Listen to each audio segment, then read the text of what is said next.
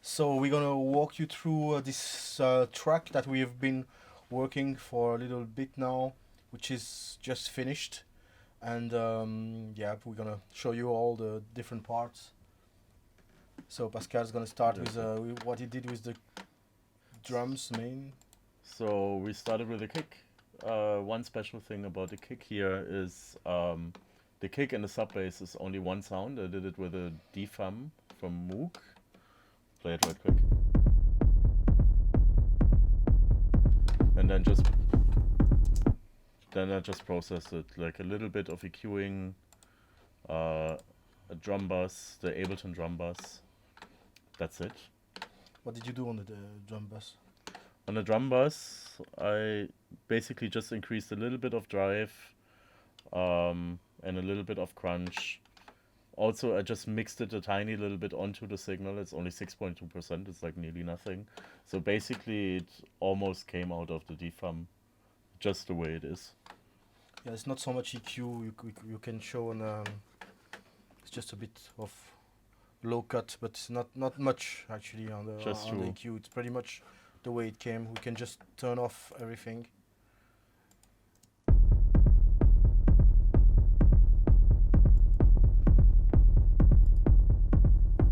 So it's not a big difference. So it's pretty much the raw DFAM. Then another basic sound were my two noises over here that add to the texture of the track. The high one here, basically just some noise.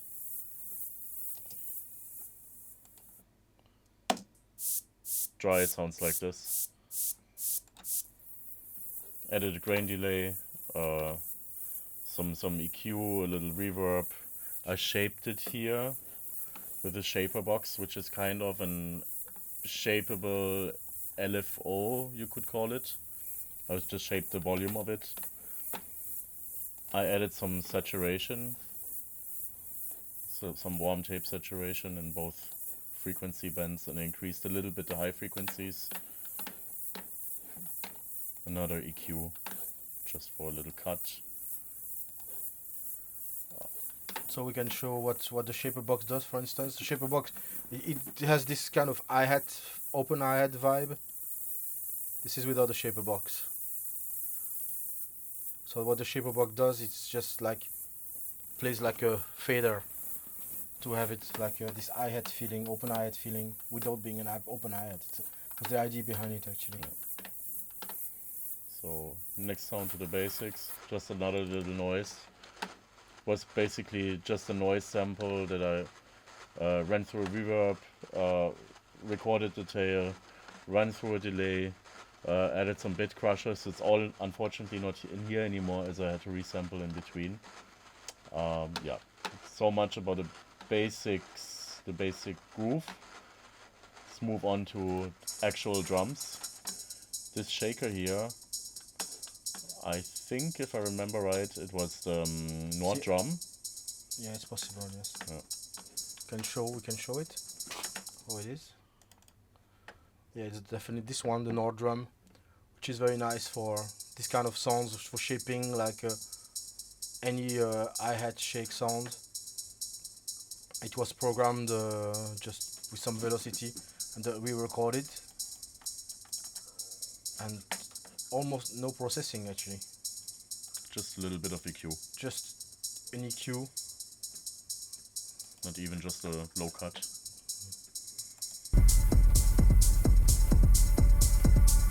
So there is metallic hi-hat, which was also the Nord drum actually. Yeah.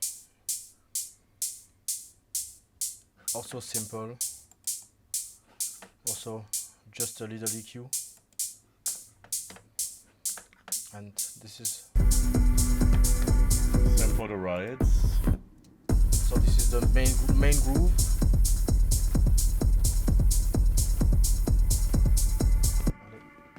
I'll let you do the rides and yeah. Then we have those rides here. We work with two rides.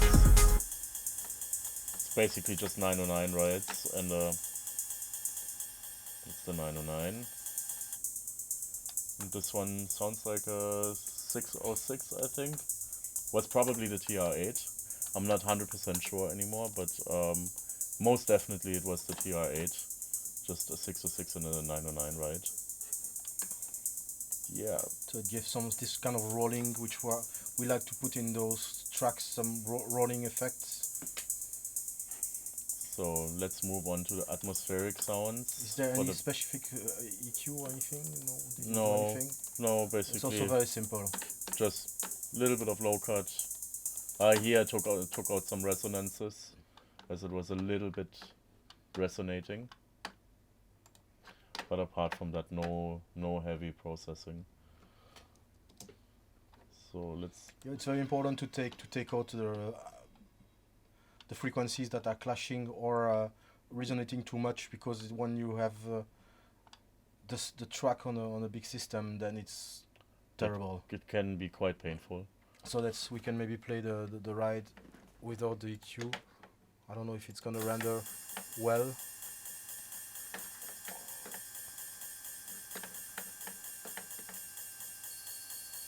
You can hear this little hiss, and it's at specific frequencies, and it's good to kill them, not to have too many clashing resonances in the track, in the final track. So this was this robotic sound. Let's move on first to atmospheric stuff. Yeah, maybe were you still in the drums? Yeah, drums are done. Still a drum. Yeah. More lead sound. Okay, drums done. For the background, we have some atmospheric sounds. 3 of them actually. One of them was, I think it was pretty sure it was with a modular. I did a patch with the MAFs and some more oscillators, and filtered it, and I ran it here through the Permutate, which is this nice plugin from Sonic Charge. Without it, you don't hear much. Oh no, it was a drum before. It was a tom before, and I ran it through the Permutate.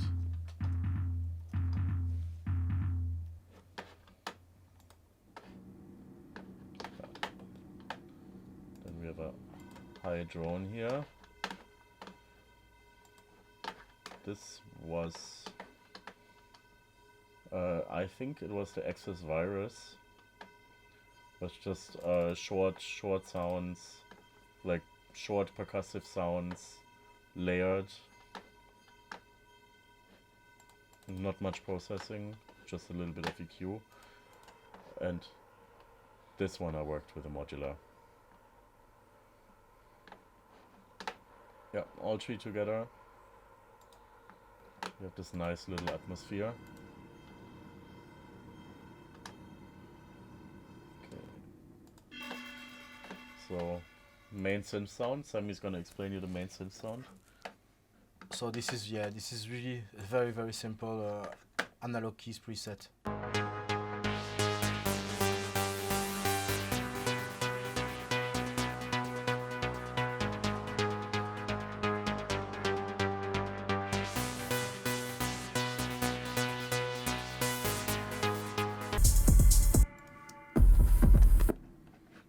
Probably can show the MIDI. Yeah, it's very simple MIDI sequence in the analog keys.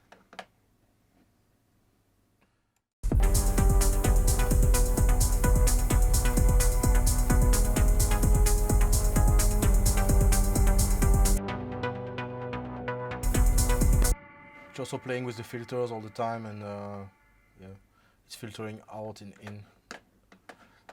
So there's this robotic sound, which is Ableton preset through a filter. It's very simple. So it was basically a percussive sound through this preset here. Okay. That's how it sounds. Just a metallic percussion sound through that Ableton preset. But somehow it worked.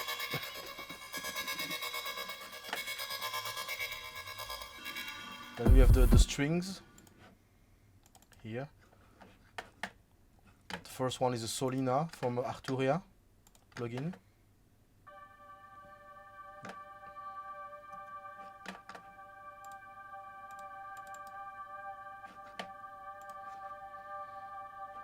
This is a simple air string with the Arturia Solina. Just a very simple 2 notes. And the second one is Varus TI, which is here.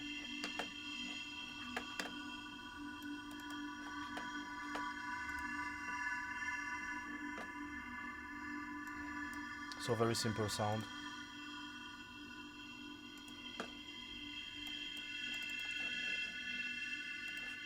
It's just 4 notes, and it gives the back atmosphere.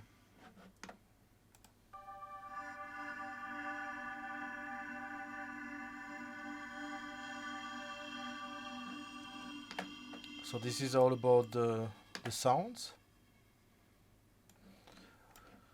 We don't really process much here, as you can see. In the sends, there's not much happening. It's only the send E, which is referring to parallel compression.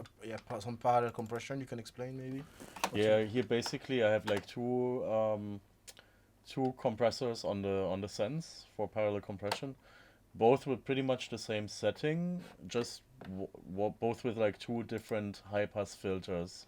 And this one I cut off like pretty much everything until like 2K, and then this one I went a little bit lower, like everything around like between like, let's say like 300-400 hertz. I use this technique to accentuate certain frequencies or to move sounds up and down on the y-axis. So basically here, when you listen to, where do we have it? Here, the metallic hi-hat. I take it out. It goes a little bit further in the back, and it also sinks a little bit down. Once I increase it, it rises up, and it also, the sound moves also a little bit more in the front. Used here the H-com from Waves for that, just with some heavy threshold. Yeah.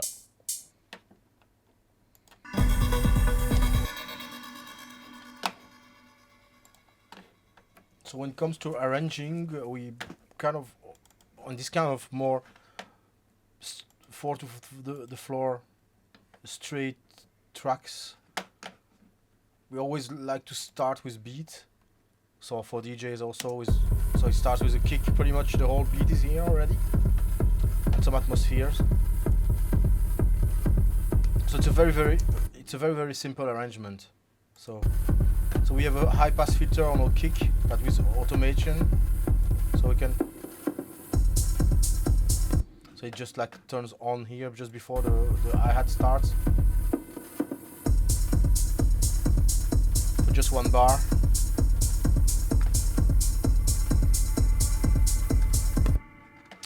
So the rest of the shake and hi-hat arrive at some point just after this.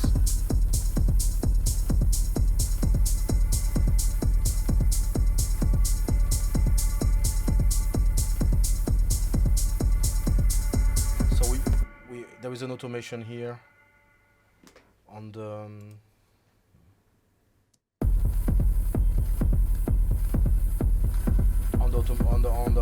on the effects, the back.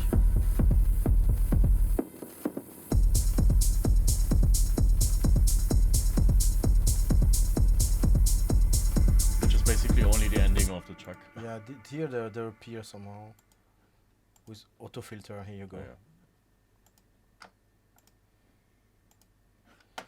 yeah. So here we have this utility, which is a gain. So all these atmosphere arrive, and the synth can arrive filtered also. So the synthesizer was recorded filtered, but when we arrange, we use automation on an extra filter, the Ableton usually or auto filter, just to bring it in and out. To make some space also for other sounds. And That's the way we always record a long take of a synthesizer, then we place it the best we can with its own filter movement, and then we just add a second filter just for the arrangement.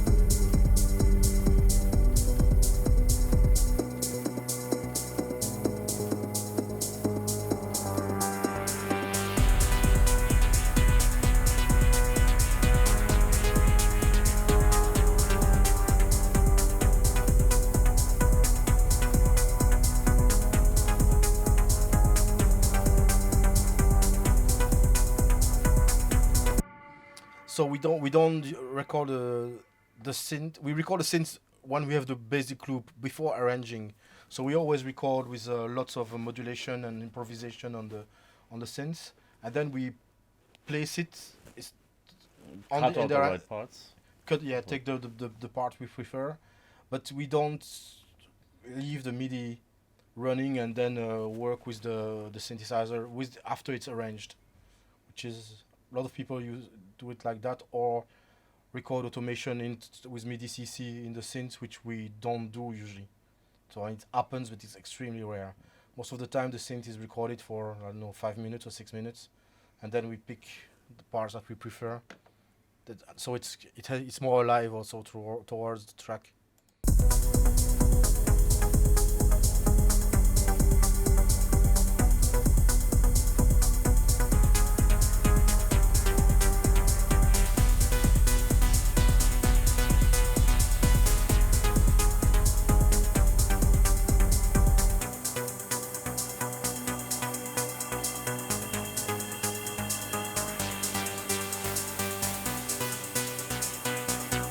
So here in the break, this robotic sound also arrives with a low pass filter automation. Just here, it comes in the break.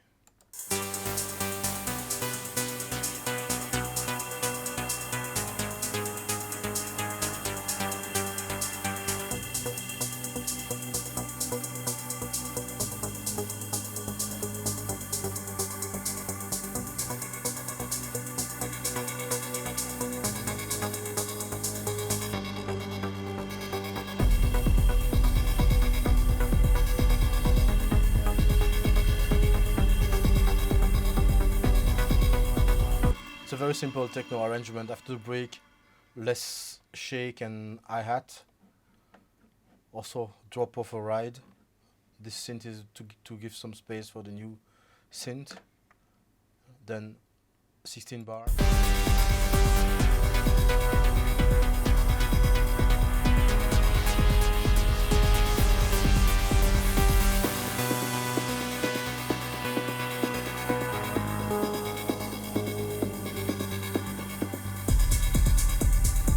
Then we let the track breathe a little bit, so another high pass filter on the kick sub here. The synth drops with the filter, so it's still in the back. Bring back some of the drums for 8 bars.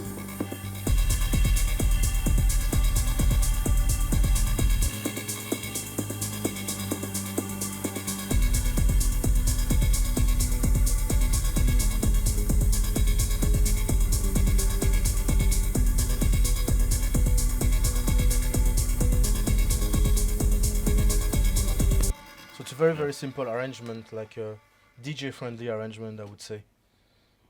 And yeah, it's efficient like that in a club situation.